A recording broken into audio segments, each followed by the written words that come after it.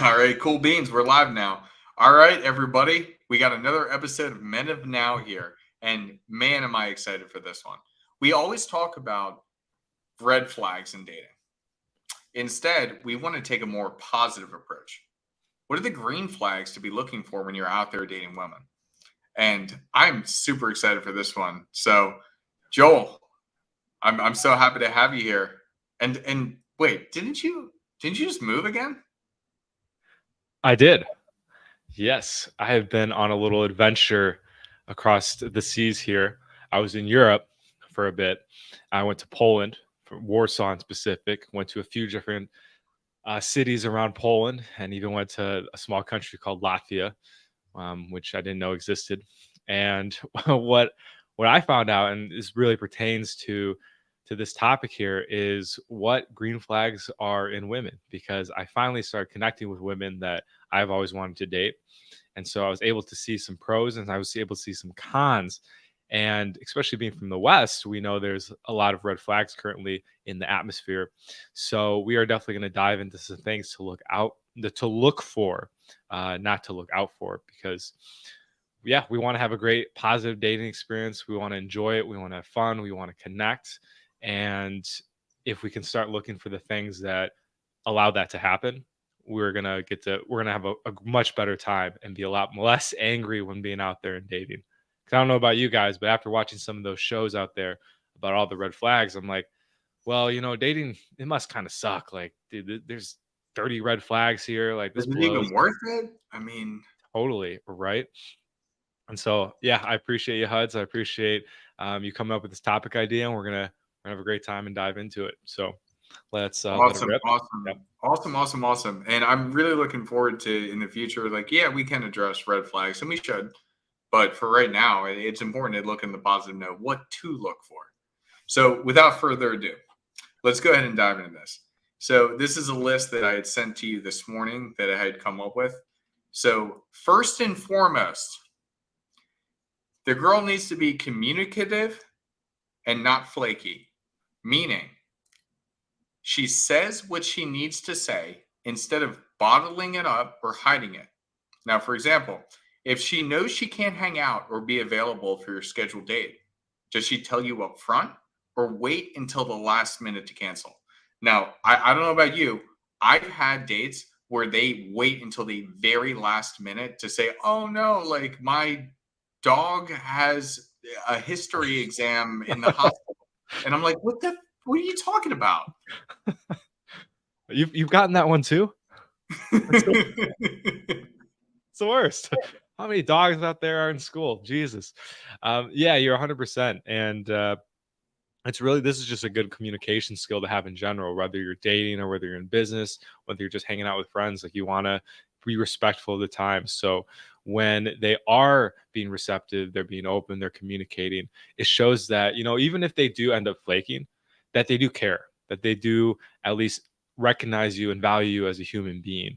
Versus when a girl flakes last minute, it usually says, oh, I was using you for attention. I was using you for a quick hit of dopamine validation, maybe to just prove that guys still want me. And because of that, like, you're just nothing to me. So, oops, my bad. But again, if they're being, communicative, receptive right away, it's a very good green flag. And more on Yeah, that. no, Yeah. 100% agree because like girls that like flake and stuff like that, like there's, when we say flake, it has such a negative connotation to it.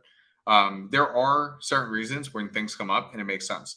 However, when it just seems like out of the blue or it's just like mistimed and it seems like a BS type of excuse, understand that they're just not that interested, or maybe you were just, a source of validation. Mm-hmm. And it goes for guys and girls. I mean, let's Yeah, be honest. definitely. And again, yeah, look for if she's being, talking to you, letting you know what's up. Because again, it's just a good sign she values you and that she is into you. Because a lot of guys question, yo, is this girl actually like me? Does she want to actually date me, etc.? It's like, if she's telling you, hey, I'm going to be a couple minutes late, but I'm still showing up, guys, that's a sign she likes you.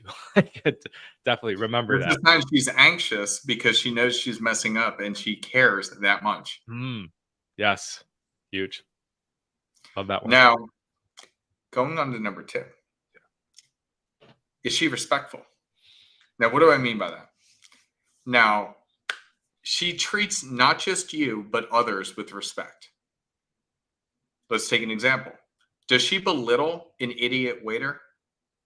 Or does she understand that they may just be having an off day and move on from the topic instead of harping on it? Now, I don't know if you've ever been around somebody like this where they just they view servers as lesser than, which I think is ridiculous. And that is, to me, the way that they treat others. That can be a huge green flag. Mm. I've heard that one a lot. I think that's a great one too. Not because, like she may be treating you well because she just met you and you're on the date, etc. But if she's treating others bad, just wait until a few months down the line. Wait until she changes her mind about you. Wait until you forget to do the laundry or something. forget to run the dishwasher, like Yeah. something stupid. Oh, you're toast, right? And she's gonna treat you just like those waiters. And it's something that I think people have to work on for sure. Like if a waiter is being just a douche, like it's okay not to just be like just to kiss their ass, right? It's okay to stand up and have a little more direct tone, for sure. You don't want to become a pushover. And if a girl kind of is like, if the waiter is being a dick and she's kind of like, pushing back a little bit, I think that's a green flag. Like that she has like some moral values and she's not just gonna get walked on over. But if he's being just a gentleman and she's like, this isn't good for my Instagram, fuck you. It's like, okay, this one's got to go for sure. No, that's definitely fair. Yeah, 100% agree on that. I mean, I'll get into it later as we go through this list, but like I've dated people that act that way, completely disrespectful in situations that didn't warrant it, or they talk about it, and it's like, what makes you better than? Like, I was literally dating a girl at one time who wasn't making any money and was in school and still looked down on people that worked in service jobs. And it's like, what are we doing here? Like it doesn't make any logical sense to me because it's like you're not even making money. So why like who gave you the right? So I think that's huge to see how they treat other people. And especially like even when you're having those conversations with them on day-to-day life, things that are going on, how they speak about others. Do they speak about everybody? Like if you weigh it out, do they speak about everybody in a negative way more so than in a positive way? Or at the very least, if they speak about a lot of people in a negative way, are they at least acknowledging the positive of that person? I mean, there's a lot of people in my life that piss me off, but they also bring a lot of value to my life. And they are good people and they're good at certain things. They may not be good at everything, but do I focus on the negative or do I focus on the positive? And I think that's a very important thing to think about. I love that. And you do well on that, man. Yep. Awesome. So then number 3, we're going to be talking about consistency. I know that's an interesting one. So she doesn't change day to day with you. That old hot and cold metaphor comes to mind. If she's consistent in her behavior, that's a positive sign. Now, I know not all of us, I know it's thrown around in the space a lot, like I dated a chick with BPD, which is borderline personality disorder, where they essentially what they call paint you black. Not everybody is like that, but consistency. Are they the same person day to day? And I think that is 100% what you should be looking for. Yeah. And guys, there are going to be some fluctuations. Like we're all humans, we all have emotions. Women are more emotional creatures, so there's a certain period of every 30 days where things might be a little rocky, and so remembering that, right? But I mean, you nailed it right on the head. Like, is it a Jekyll and Hyde? Is it 1 second they're sweet, they're loving towards you, and then the next second they're just like, I hate you, blah, blah, blah. Like that's not a good green flag. That's a complete opposite. So yes, you do want some consistency for sure. Same with any relationship, with friendships and stuff. You want to become, because essentially when you're in a relationship with someone, you're doing it because partially you can rely on them. You can rely on them to show up, to get your back. And even when you're dating, like, though you are a man and you are versus not versus you are, there is a man, there's a woman, there is that difference. You are still in harmony together. And especially if you do have a long-term relationship, like, you want to know that this person's got your back. Like, if some shit goes down, they're not just going to be like, well, I'm not feeling it right now. My mood's over here. So sorry, dude, you're on your own. It's like, and you see so many relationships like that, and they're just tumultuous. So Yeah, I know that the ups and downs can be exciting. They can. It keeps things interesting, but at the same time, when you got to define what you're actually looking for in dating. If you're looking for short term flings, I guess it doesn't matter as much. But if you're looking for a happy, healthy, successful relationship, long term relationship, you got to pay attention to those things, because you can't have somebody like that around your children, because your children are going to grow up in a chaotic environment. yeah, and then they're gonna act like that too, and it's just gonna create, Because it's all they know. yeah, 100%. Yeah. So I think that's huge. Now, I got an Absolutely. interesting one. I got an interesting one for you here. Cool. So number 4, presentable. Okay. So meaning she cares about her appearance or how she shows up on the first date. So there's one girl I know. There's a funny story that she had told me. There's one girl I know. She works in like healthcare and whatnot. So she wears scrubs to work. And so when she was going on her first date, she was like, "Yeah, I'm just going right after work." It's like, okay, you're not gonna shower, change clothes, anything? No, I'm just gonna go right from work.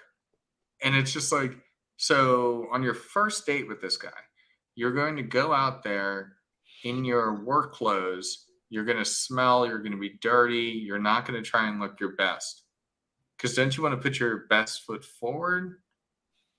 No, I don't know. Seems fine to me. I'm like, what are we talking about? So that's one thing, like, that I think is very important, is being presentable. Like, is she actually, does she actually care? Like, let's be Mm. honest. Does she actually care? Because you always want to put your best foot forward in the same way that guys do. You want to, I mean, I'll be honest, on first dates, I'll always like spend a lot of time trying to figure out the perfect shirt, the Oh perfect yeah. fit, get everything Oh right. yeah. And so, does she care? Does she show up presentable? Well, I'm actually gonna play devil's advocate on that for you a second, Huds. And this is something I learned in Poland. So, something with girls that are more traditional is that they wait a few dates to sleep with the guy.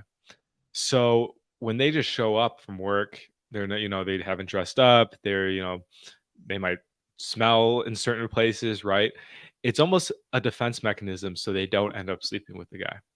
And then it kind of shows that, okay, is this guy, does he just want to sleep with me, or is he more interested in kind of getting to know me? Um, is he willing to wait a bit? In the US, yeah, because I think there's a lot more people that are willing to just sleep with someone on the first date, right? So I did Mhm. notice that a bit in uh, overseas, is that women are willing to just show up kind of as is. Um, some of them did have like nice jobs, so they showed up presentable, right? Um, and so yeah, it was just like an interesting perspective, because I was the same. It's like, yeah, I'm always gonna put effort into what I wear on a first date. I'm always gonna shower, wear cologne, show up as my best self.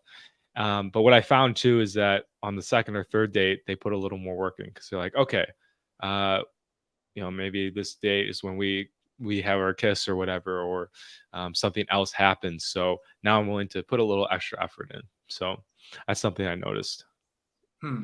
Yeah, definitely cultural differences there. That's Yeah. interesting. Hmm.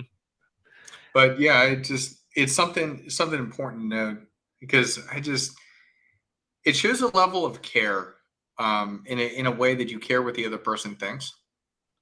And I think that shows genuine interest, because if you show up as a slob, then it's like kind of like, oh yeah, I've got, It's like, oh, I've got the kickball game at 3 o'clock. And I'll go.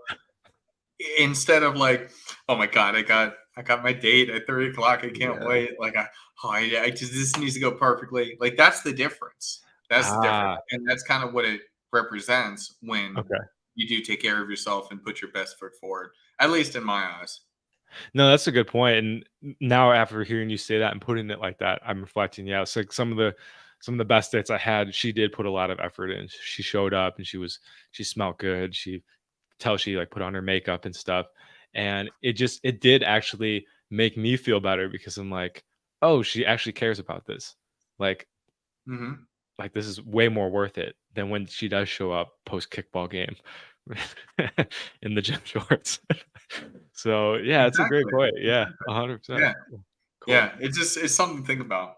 But anyways, we're gonna move on to number five. Number five here, supportive. Now, this is one I want to dive into a little bit. So, meaning she appreciates what you do and supports your mission. So, I had dated a girl once that had a serious problem with me talking to people like you Mm, and even being a dating coach for men. ouch. That's not that's a huge red flag that I just ignored. Mm, And by ignoring it, it caused a lot of trauma in my life. It was really, really, really mm, stupid. Um, you want somebody who, even if they don't agree with everything that you do or how you live your life, they're at least supportive of it. Like my girlfriend, she likes doing puzzles.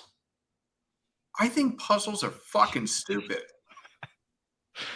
but that's okay. Like I think it's cute and I let her do her own thing. I mean, granted, hell, I mean, Yu-Gi-Oh is essentially a puzzle. It's kind of like a game of chess, but an advanced game of chess. So I guess it's the same thing. But that's one thing to pay attention to. Does she support what you do even if she has zero interest in it mm, whatsoever? Or does she try and tear it down? And mm, that's kind of what I was pointing to with that girl that I had dated. She didn't want me to do this and she wanted to hold me back from doing it. I mm. don't really know why, but it's something to pay attention to. What do you think about that? Like, okay, let me give an exact example. Let's say you were dating a girl, you go on your first date and you guys are talking, and she asks like, "Oh, so like, what do you do?" And then you share with her that you do sobriety university, where you help people overcome their addictions. And she's like, "Well, why are you doing that?" Date's gonna be over pretty quick. Mm-hmm. Oh yeah. And that's a great point. I've had those situations where it's almost for me, it's a bit of a shit test. Like when I say this is what I do, how is their reaction? And I've had to accept that a lot of people won't get it or they won't be very supportive because it's not in their culture, etc. And that's okay. Like that's what dating's for is to wean people out. Um, yes, it's like, are they supporting your mission like, even if they don't agree, it's important that they don't tear you down, just like you said. And there's a way to support someone even if you don't agree with it. And it's just that. It's just not being a dick about it. It's like, hey, it's just wisdom saying, hey, I don't understand this as much. Maybe you teach me a little bit about this so I can understand more because I care about you and I want to learn how to understand what you're talking about, right? That's, I think, a great green flag is that when they're actually curious Mm-hmm. into what they don't understand, right? So they're not just like dismissive. Now, something I want to mention too is that if you don't agree with something that a girl does, and vice versa, if you're a girl watching this and you don't agree with something that the guy does, be upfront with that. Be like, hey, I don't support this, but communicate that and then communicate it in a respectful way. When I meet a girl that is really into her work and her career, I don't support that. It to me, that's not a very feminine quality. And it says that they're not willing to put maybe the family first, especially if we do have a family one day, because they love their career. And it's not like I'm like, oh, you shouldn't have your career, blah, blah, blah. I'm just like, hey, that's not really something I value with. I jive with. And in letting them know that up front, it's going to just kind of say, okay, maybe we're not compatible. And it's time to, call the date early, right? Which is okay. So Mm-hmm. No, that's interesting, and I'm actually gonna skip one right now because I want to talk about that. I think that it's important to have shared values. Mm. So that was actually number 7, but we're going to make it number 6 now. Well, cool. Shared values. I don't necessarily think, like, I actually completely disagree with you. Oh, Because my girlfriend, she works with medically fragile children every single day. She loves it. She is dedicated to her work. We mm, will stay up till okay. 3 o'clock in the morning, and she'll be up at 6 a.m. off to work. Wow. Doesn't Okay. matter. So she's dedicated to her career, but she's not dedicated to it because she cares about the money. She's dedicated to it because she cares about the children. So I think there Mm. needs to be a differentiation there. No, that's huge. That's huge. Yes. Like when the example that came up in my head was this girl that I went on a date with in Poland. Um, absolutely beautiful. So this was this was a tough one. Met her at the gym, and she was in it for the money. She loved the money. She loved, and I asked her like, "What do you think of a family one day?" And she's like, yeah, it's not really of interest. Like I love my work. That was her thing. So that's Mhm. why it was a bit of a red flag for me and not a green flag.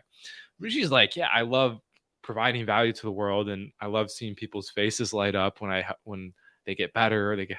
Yeah, that's a huge green flag. Are you kidding me? That's like, please.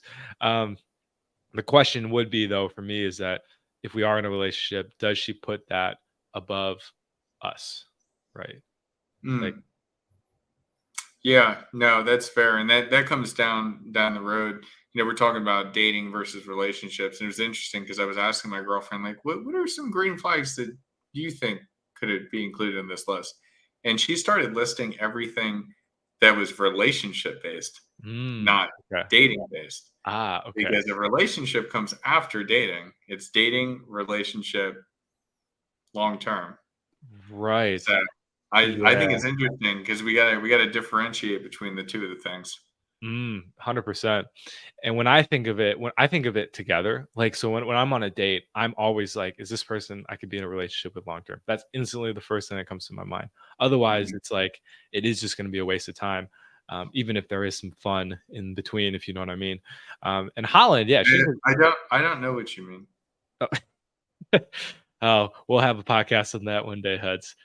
We'll teach a young man. Your girl, she's very supportive with you in the relationship, right? Like I know she Mhm, doesn't put the job before you two, so that's like a green flag, right? Yeah, mhm. No, glad we 100%, clarified that. Yeah. 100%. But just, like, speaking about the shared values, I think it's important that, you know, with those shared values, it doesn't mean necessarily that she has to agree with the way you think, but she's at least open to understanding it. Mm. I think that's a huge one. Like, so for example, I dated a girl a while back that was a staunch feminist, and she actually had like a Wonder Woman, like a small little Wonder Woman thing on a like poster type thing, art thing, right next to the bed that she had bought from like a woman run business or something. And she was like 100% liberal.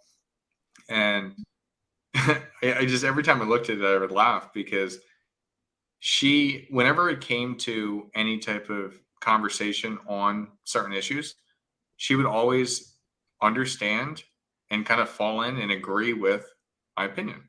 Mm. And I found that interesting. I don't think that everybody you shouldn't. So if you're like a staunch liberal or a staunch, yeah, I can't even say the fucking word. If you are hardcore liberal or hardcore Republican, you don't necessarily want somebody who's 100% hardcore with your view. Hmm. But if they're able to listen, understand, and discuss and accept, Yeah, that's what that's that's what it worth should be. it. Yeah. Right. All right, guys. Do not bring up politics on a first date. Yeah. That is not a good idea. But when you have some of these discussions and a differing point of view, how does she respond to it? Is she willing to accept a different view, or is she completely like no, no, no, no, no, no? And so I think that somebody who either has shared values or is accepting of your point of view, that's a green flag. Yes. I agree. Huds and I have a lot of different lifestyle things. We Dude, don't you agree won't on ever everything. smoke weed with me. What's good? Bro, you won't even get sober with me, bro. What's wrong with you? And like we work great, like because we both understand, like, and we're both curious about each other's opinion. And Huds has actually taught me a lot about how to change my relationship around addiction in itself. So it's been super powerful for me, and it's because I had that open mind, and I'm willing to take in what your thoughts are. I'm like, I've questioned a few things. I'm like, maybe not everyone needs to quit addiction, or maybe not everyone has an addiction even with it. Like that's something big. So yeah, huge green flag in all relationships, being willing to see the other person's side. And when you have that relationship too with the person where you're communicative, you're willing to listen to what they say, when you do come up with that thing that just is not compatible, like, because there will be something that just, it's like not gonna, this ain't gonna jive, then you can make a real informed decision on whether this relationship can continue or not. And because you already had that groundwork of, being open, being receptive, disagreeing when appropriate, like it's going to be less of a rocky exit, if you know what I mean, if it does end up breaking up. It won't be like, oh, screw you, I thought you were all this. It's like, no, okay, maybe we are not meant to be as we thought. It's time to go Mhm. separate ways. So it's a very much more mature way to end a relationship as well. 100% agree with you on that. All right. Now, kind of going off that shared values thing. Moldable. Hmm. This is a word I didn't really want to use, but I think kind of needs to be used. So essentially, what I mean by is she moldable is she willing to adjust to becoming a team instead of remaining an individual? Hmm. What do you think about that? Team. Oh, it's a powerful one, especially in today's world where independence is pushed. I think, yeah, because at some point it's like, are we in this together for the long haul, or are we just going to stay a fling? Are we going to continue dating? And this is definitely a deeper topic, which we will touch on more in the future. So no worries there. But yeah, it's a good one, man. What are your thoughts on it? Yeah, so I find it interesting because kind of always think of it like team HUDs. Are you on team HUDs or not? I just want to know. And if you're not on team HUDs and if you're not on this mission with me and you're not in this partnership with me, um, it's not going to work out because, I'm on team you. If you're not on team me, there is no team. Mm. And I think that's so important in dating and relationships is that you are two people, two independent people, and we're going to get into this when we talk about codependency. But you are two independent people coming together, and you're supposed to become a powerful force together. So if she's not moldable, and then this also goes for the guys as well. If you guys are not moldable enough to create that yin and yang, Mm. it's not going to work. Oh, it's beautiful. I like how you differentiated too. You make sure you mention that I'm on team you as well. Because a lot of times, and you'll hear this in the space, it's, are you on my team? And that's it. Like, I'm never going to be on your Mhm. team. And it's a very alpha Chad thing to do, right? Bro. Bro, you even on team me?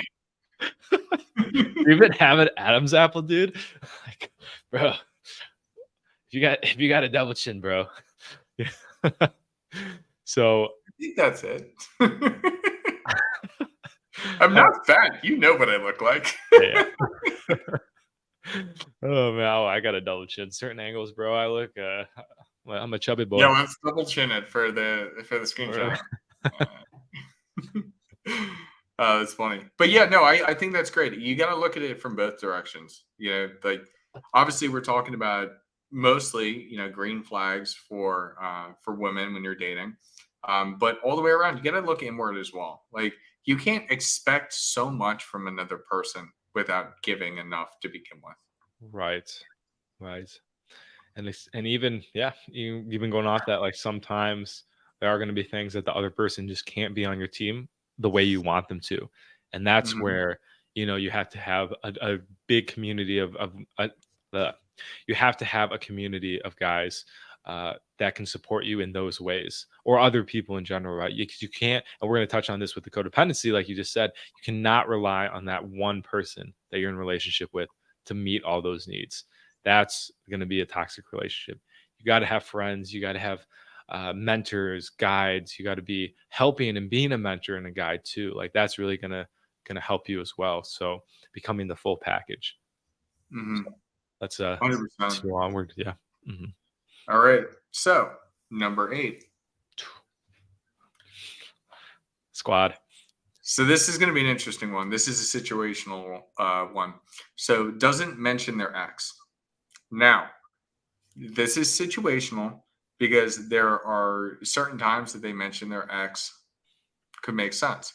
If they're sharing with you, let's say you're dating a single mother and they talk about their ex-husband or whatever, and like custody battle, things like that, or they're sharing something with you because of a past trauma to help you better understand them. Mm-hmm. Okay. I can kind of understand that. Depends on whether you're harping on it or not. Yeah. Now, if they're saying, "Oh yeah, I love that pretzel place. That was me and my ex used to go there all the time." Somebody is hung up on their ex. Let's be real. So most of the time, you just have to pay attention to the context. Yeah. Most of the time when they are mentioning their ex, it is because they're hung up on them. But again, it's situational. So just Yeah. understand where they're coming from. What do you think about that?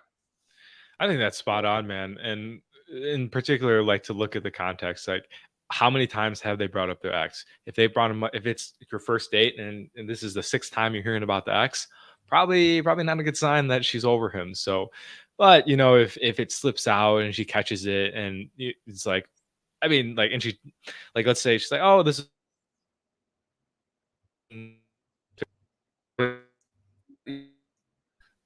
it's us now, something like that. Then maybe it's I think I just froze there, or you just froze. Basically, Yeah, yes. no, Look at the yeah, context. we're good. Okay. So let me Yeah. share something with you. I have to come clean about something. Uh-oh. On the first date with my girl, I brought up my ex, and then we had sex 5 times that night. Okay. Elaborate, please. No, I'm just saying it's all about context. Mm. And we talk about it as like never bring up your ex, or if she brings up her ex, kick her to the curb. Like Mm. no, it's Yeah. context. It's context, and context makes sense. Yeah. Sometimes too, like a woman will bring it up as a way to test, like what you're like, are you like this guy? I was Mhm. dating someone and they were saying that somebody that they used to date had a drug problem. And it was kind of almost like You're talking to the founder of Sobriety University. Do you know who you're talking to? get out of here. No, they probably took it as a compliment. It was almost flattering. It was like she sees something in me that she never saw in this guy. And the way she said it too was very endearing, right? It wasn't like, "Oh, you remind me of my ex because he used to do this." It's like, no, not like that. So tone is very important too. Going back to context. Yeah. Mhm. No, 100%. All right. Now let's move on to number 9. Attentive. So on that first date or while you're dating, is she actually focused on the date, or is she just sitting on her phone? Bro. Bro. Have you been on a date like that? Dude, 100%. 100%. The girl I was talking to you about with the career, that career girl, she was she was on a break from work. That was our date. And so every like 2 minutes she would just look at her phone to see if she was getting a call or a message. And I'm just like, man, why do you gotta be so good looking? you, you bastard. Like, Nah, I feel you. Yeah, if they can't even segment the time for your date, it's like you can't segment any like work. You're married to work. yeah, 100%. 100%. So yeah, like, is she constantly checking her phone? Now it's again back to context. I'm really happy you brought that up because if you're taking pictures together, if because that's what we'll do on a lot of our like the dates I go on, they know like I make content and stuff, so they're happy to take pictures of me. Like that's okay, right? They want to take a selfie of us. But yeah, if she's like, if you're telling her a story and she's just like, "Oh, what'd you say?" Like, yeah, big, not a good green flag.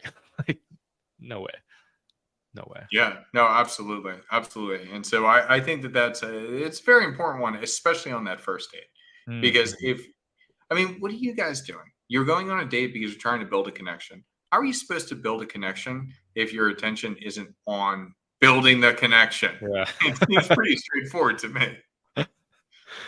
Gosh, another example I'll give here too is, are they attentive mentally? Like if they are on their phone, are they somebody that can hold a conversation and can listen?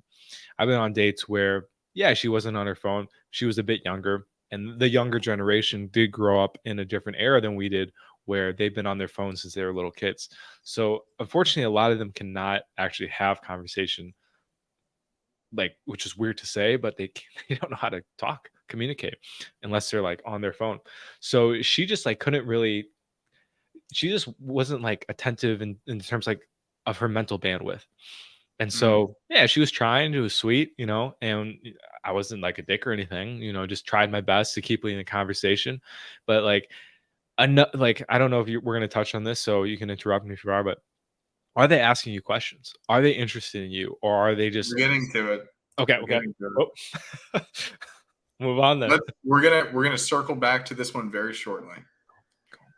So before we get to that, you know what? No, we'll dive into it. We'll switch up the order again. Cool. So, I'm in it now. yep, she remembers things about you.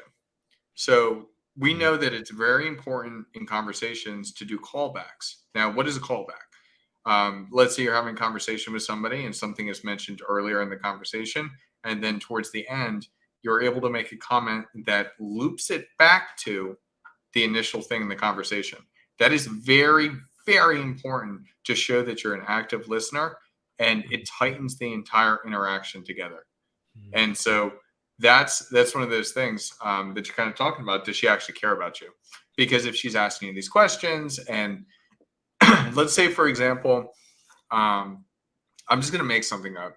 Let's say, for example, I love zucchini, nice. and I don't know, I'm a zucchini guy, and so and so then on our second date, she brings me a zucchini, or she suggests a restaurant that has a great, I don't know, zucchini burger. I don't know what zucchinis are used for.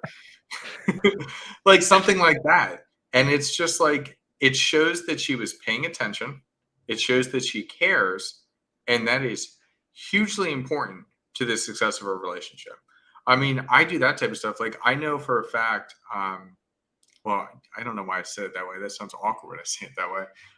But with my girl, she loves not just puzzles, but paint by numbers.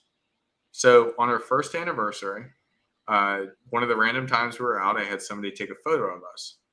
Now I took that photo and I had it remastered into a paint by numbers. So then she had to paint it, but she painted this awesome photo. You've seen it before in some of our calls. It's behind me when I'm sitting on the couch. That's beautiful, and it's so meaningful because she shared with me how much she loves that, and then I'm not just giving her something she loves, I'm giving her two things that she loves, Mm, me and paint by numbers. it's beautiful, man. It's a beautiful picture too. I didn't know it was like a paint by, so that's awesome. You That's didn't? I beautiful. didn't tell you that. Uh-uh. Or Yeah, maybe you mentioned it, it but looks good, right? It looks good, it right? looks good. Oh yeah, I thought it was just a photo. I totally thought that was just a photo. Oh, Yeah, that's this special. this guy over here, there's a reason why I'm a dating coach. This guy kills it. Yeah, take notes, guys. Or take notes, seriously. Yeah, that's awesome, man. Like finding little ways to show that you do care. That's not something that's talked about in the space. You're not supposed to care as a guy. Um, it's beta to care. No, 100% no. Yeah, I'll tell. it's just completely wrong, and that's what's so important. Like on both ends, like as a guy, you can't just be distant, and I think that's kind of what gets pushed a lot Hmm. because guys are less emotional. It's like you can just not care, and she's supposed to care, but this is a two-way street. Yeah, This is a yeah. two-way street. There are two parties involved. So when it comes to being attentive, you also have to be attentive. Mm, yes. And that is a skill. I mean, there's been many times I haven't been attentive, and I realized it after, and I'm like, just dang it. Like, there was a chance to be more of a giving person, and I didn't. And so it's a learning process as well, whether you're a guy or a girl. Like, if you find out, the key is to be aware of it. So if you're not being as attentive as you'd like to be, and you're noticing it, make the change. I'll say, like, yeah. So I don't eat sugar, and on a couple dates in Poland, like, the girl I was with, she would bring some sugar-free treats. Like, we went on a picnic one time. She brought berries because she knows I can eat that, and it was just like really sweet. It was like at 100%. I'm like, okay, she literally cares. That was just like, and I was just like, cool, because there's been so many times where it's just like, yeah, what do you do again? Just like, nice. I wish I had my Stream Deck set up because I would just play like one of those sound effects right there. Oh man. Good lord, oh, that's funny. All right, let's move on to the next one. So we had switched this up. So this is your wheelhouse. Not having an addiction or working on it, and why that's important is because it shows that she has self control and also self awareness. What do you think about that? I think that's spot on. Guys, if you haven't already seen the down below, I do have a channel on addiction. So this is a topic that's very near and dear to my heart. And yes, somebody that people that are engaged in addiction often are very difficult to have a relationship with. Addiction is a very selfish thing. It's very me centered. And part of the journey of getting sober is learning how to be a giving person too. And so, anybody that gets into recovery, one of the things they begin doing is volunteering, whether it be at a meeting, whether it be in the community. And so, somebody that is in active addiction, and in particular not working on it, it's going to be a challenge to be in a relationship with, because they're always going to put themselves first, which can be a healthy thing, right? Like, you don't want somebody that just is a martyr, but you also don't want someone that's fully selfish. You want somebody that's in the middle, right? That knows when to give and knows when to take. So, somebody that is working on their addictions or doesn't have addictions is so key, because it shows that they have the self awareness of who they are as a person. It shows that they do have a spirit of generosity, and that they're aware of how their behavior affects other people. That is a huge one. How am what I doing is going to affect my friends and family, right? So, again, going full circle here, I think that's a huge green flag, is somebody that is either that doesn't have addictions or is working on them. Huds, your thoughts on that as well? No, 100%. Like that's something you need to understand. Like, some people, everybody has different hobbies. Okay. Some people like to go hiking. Some people like to go camping. Some people like to go boating. Some people like to go fishing. There's so many different things that you can do. And let's say, for example, you're a recovered alcoholic and the person that you're starting to date likes to drink. And you think they're drinking too much, but are they? Or are you placing your own, feelings onto them? Mm, And it's understanding, like, do they have the self-awareness and do they have the management? And that's kind of what we've talked about in the past when it comes to, and we've talked offline about it, when it comes to addiction. Uh, I take a different approach. I take the moderation approach. I think that anybody is allowed to do whatever they want as long as it doesn't, completely corrupt their life and corrupt others. And as long as it does not become selfish, it's okay.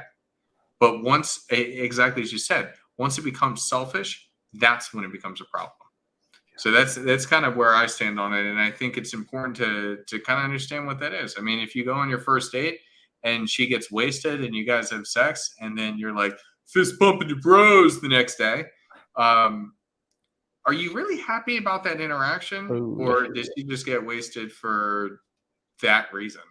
yeah. Like, come on, we got to think about things a little bit, a couple layers deeper. That's Mhm. kind of where I stand on it. Absolutely, man. And if it's your responsibility too as a guy, if she has addictions, like, and that you don't jive with, that you got to set some boundaries and say, let's take a step back. Like this isn't for me.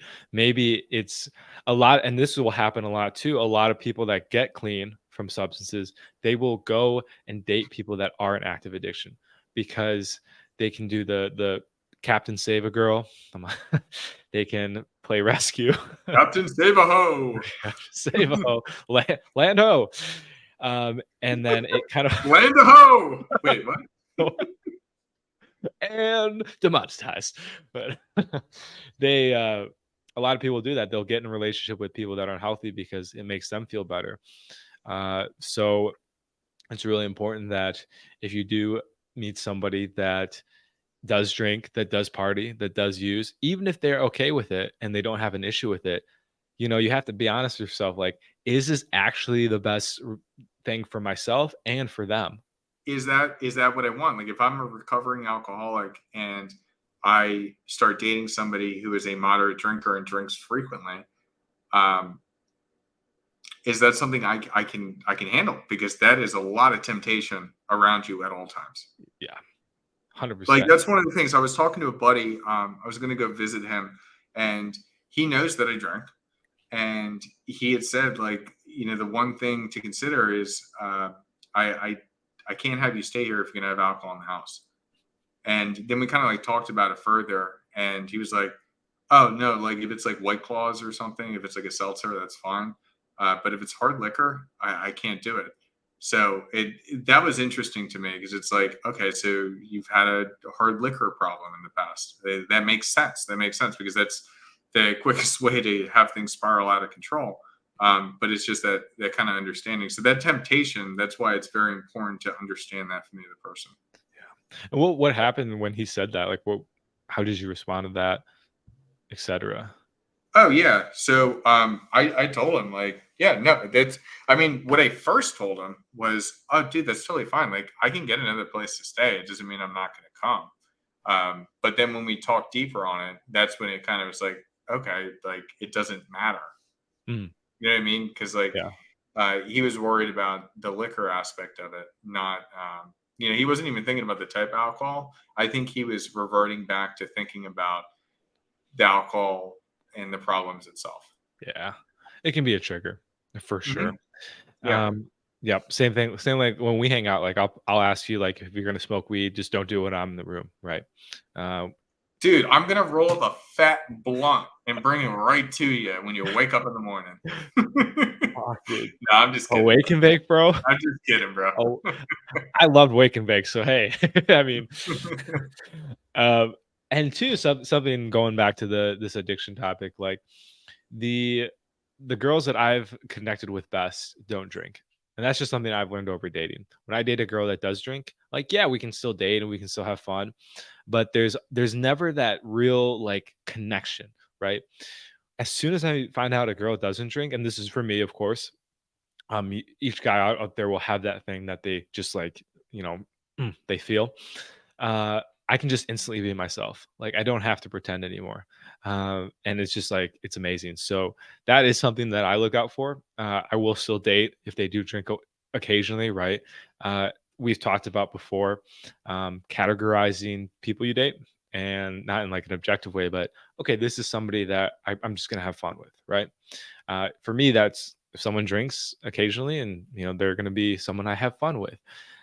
If it's somebody that doesn't drink and really takes care of themselves, etc., which we'll talk about in a little bit, uh, that's somebody that I'm like, okay, maybe this is somebody that I'm going to put a little more effort into. I'll obviously they'll be on my mind more, etc. So, Huds, quick question: what are some of those things for you? Like, what is that thing with your girl that you're just like we connect on this level so deeply? I love it. Hold on, sorry. I was looking at I want to give a shout out to you, Verdugo.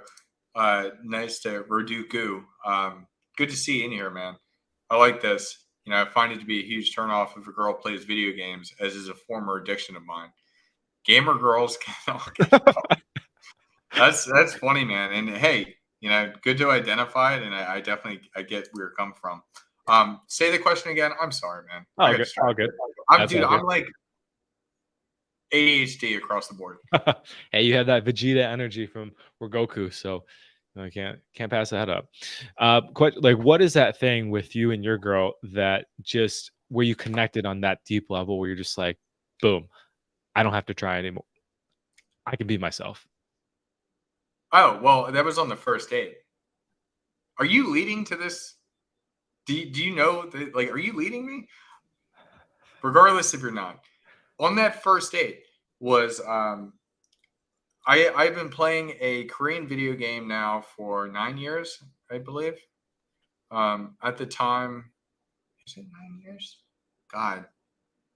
At the time, it was 6 years, 7 years, something. Doesn't matter. So I was on a date with her, and I just randomly shared with her that I had been playing this game for 6 years, this Korean video game on my phone competitively for 6 years, and I had finished 400th in the world at one point. I was super super good at it, and I loved it, and I shared everything about it and the passion I had with it, and it was funny because after we got intimate that night, I had asked her because I was kind of also doing a science experiment. I had asked her, at what moment did you decide that you were willing to sleep with me or that you wanted to sleep with me? And she said it was that moment that you talked about that Korean video game. And that's when I knew we're nerds.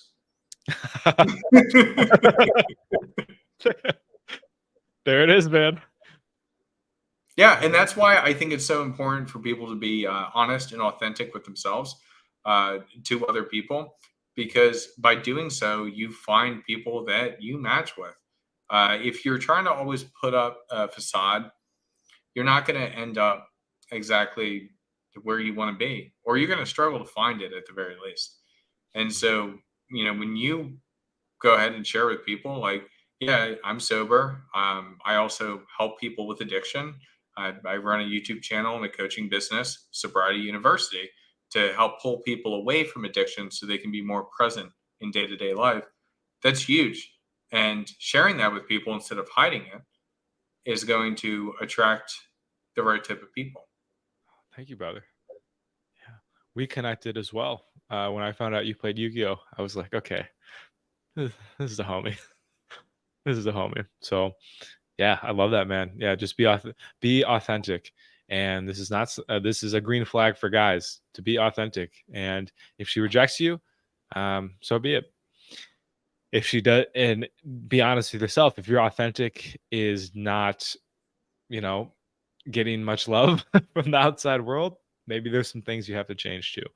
So we'll have a conversation on that sometime about how to be truly authentic to benefit you, not just to, you know, X, Y, or Z. But we'll move forward here. 100%. Dude, that's gonna be such a good one because I'm gonna go deep into a lot of stuff, and I'm gonna share how fucking weird I actually am. But it's to prove a point, because being yourself brings the right people into your life. God honest truth. Yep. So let's hit the last one. And this is one that we can definitely talk about a little bit. So, what I had called balanced independence. Okay. So, meaning the opposite of codependent. You both have the ability to be apart and still be happy with your own identity. What do you think about that? I think my reaction gives it away. That is gold and beautifully put by you, my friend. I think it's fantastic. It's codependency is probably, I would say, the root of all addiction. And this is something that I've learned through quitting a lot of stuff. I went through groups to get through, overcome my codependency as well. It's something I'm going to work on for the rest of my life. And it's the reason why people pick up substances and use and get in dysfunctional relationships, because of that inability to be one with yourself. So learning how to do that, it can be a lifetime mission. So I know we're talking about this in kind of just blanket terms because we're on a podcast. It does go a lot deeper than what we say today, but just know that there's help out there, there's support if you do struggle with codependency, and you can learn how to be truly in touch with who you are as a person. And it is more freeing than any drug, any woman, any relationship that you'll ever experience, because you're just like, I'm me, and no matter what happens, I'll still be me and I'll still have a good time. Right? So that Let's define for a second a relationship. A okay. relationship is two independent people coming together. If you're not capable of being independent, then you're not capable of having a relationship. Clip that. Thanks for coming on. It's the truth, man, and that's a tough one. And I think that not enough people will hear this, which is a shame. Mm-hmm. But it is what it is. You need to look at yourself, and if you're happier with your partner than you are with yourself, then there's an imbalance going on. Because you need to love yourself first. And I know this sounds so dumb, but it's the truth. You need to love yourself. You need to appreciate yourself. You need to look up to yourself. Like, let's be honest. You need to look up to yourself and be proud of yourself before you're able to be in a relationship. A lot of people get into relationships and they go out dating and they find somebody who's better than. And when you are just going for somebody better than, you're always lesser than. And you guys should be looking at each other on an equal playing field. You shouldn't always be looking up to them. Because if you're always looking up to them, that when you think about like a triangle, that area underneath the triangle as you're looking up to them, that's the emptiness you have inside. Whoa. I just came up with that right now. Dude, that hit me, man. Like, holy 100%. Yeah. There's been many relationships in my life where I've chased somebody who I thought was of higher perceived value. And I always felt empty because I could never live up to them, etc. And wow, continue on that, because I got to digest that for a minute here. Yeah, no, absolutely. And I want to look at it this way. So I always look down on them. What do you say that makes me? I think that makes you a cynic. I'll be honest. And that's one thing I've been handling like recently in my own life. We, for whatever reason, with age, as we learn more, we get more wise, we become more cynical. Reminds me of this South Park episode when, he wakes up the one day and then all the music just sounds like somebody shitting. I don't know if you've ever seen that, but it is funny as hell. It's just the truth. And I try my best to kind of detach myself from it. It's hard. It's very, very, very hard to detach yourself from it. So it's either cynical or narcissism, or you just haven't found the right type of person. That's kind of what I'm thinking. That's the best thing I can think about it, because, like, to be honest, like after some of the really bad breakups that I had, like I had no hope for humanity. And then even though I found the most perfect woman, I still am dealing with the fact that the majority of people are stupid. They are.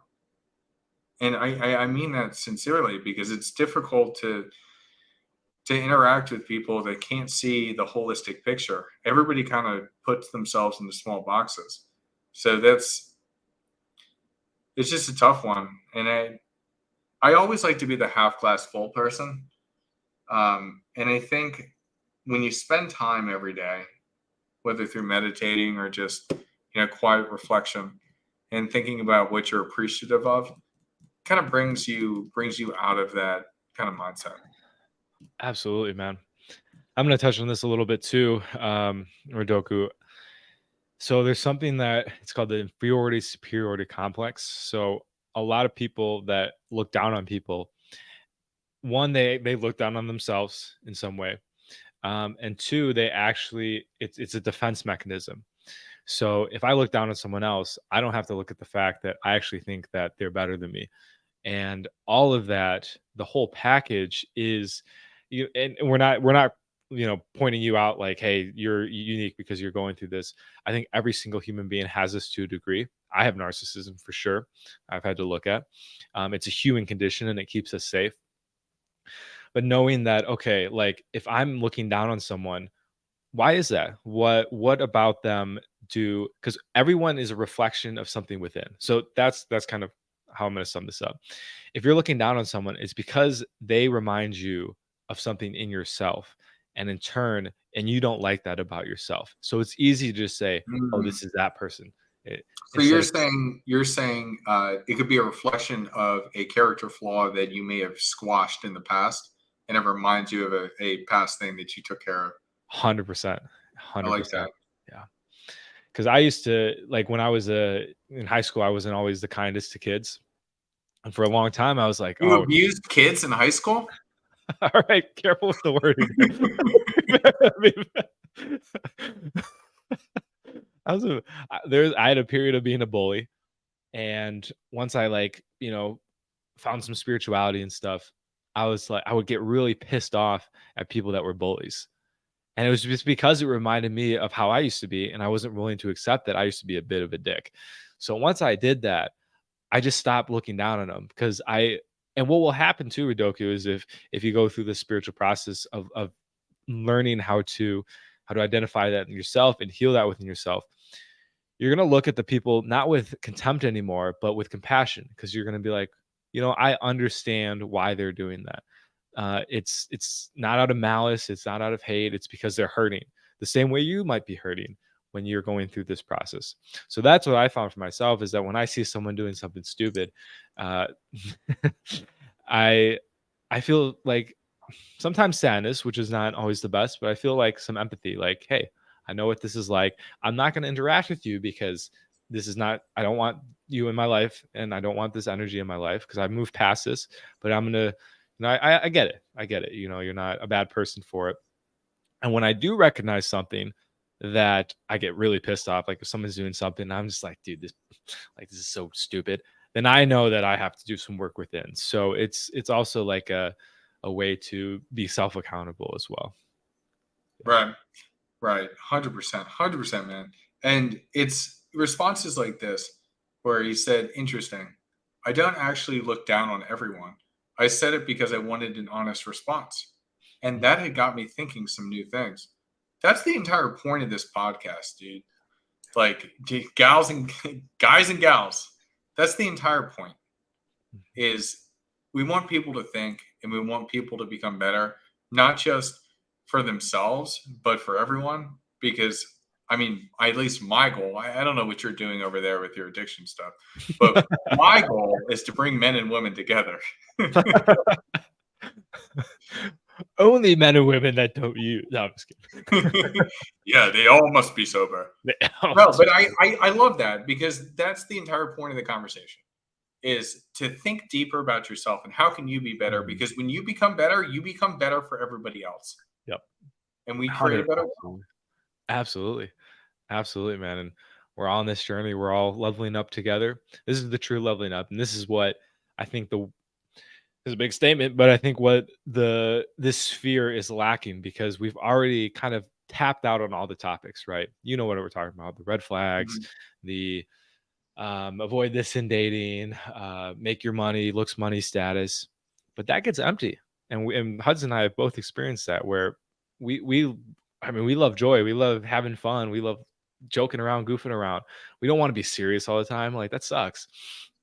And to do that, sometimes you have to get out of your own mental constructions of that. It's not cool to have fun. It's not cool to love, right? That word love. It's not cool to give your girl a paint by numbers. Like you don't give, dude. Yeah, you're beta if you give a girl a gift. Like what? What are we talking about? Like we got to look at life as what it is. Yeah. We can't always just pinpoint certain aspects that come from trauma. Yeah. Hmm. So yeah, I appreciate that perspective, Huds, and you mentioning that this is the point of this show is to get to those kind of realizations that Ridoku just had. And man, we appreciate you coming on and sharing that. That's awesome. It means a lot to us. And you know, dude, Vegeta energy, man. He could use a little bit of compassion for Dude, himself. But he's the homie. He's the homie. Vegeta's the homie, and also Ridoku. yeah, yeah. I love this guy. I know him personally. Oh, Uh, nice, nice. yeah, he's a great guy, and it's the truth. Calling out reality for what it is doesn't take long, but learning how to better think and operate Mm, takes a lifetime. That's mm. why we're all on this journey together. Amen, brother. With that, do you have any final thoughts on this topic? Man, this is a fantastic topic. I really enjoyed this conversation, and it's gonna. I have a lot of things to think about too. I'm always learning as well, so this was great. Appreciate you, Huds. Awesome. Well, appreciate everybody who tuned in, and we will be back again next week. Stay tuned and peace out. Peace.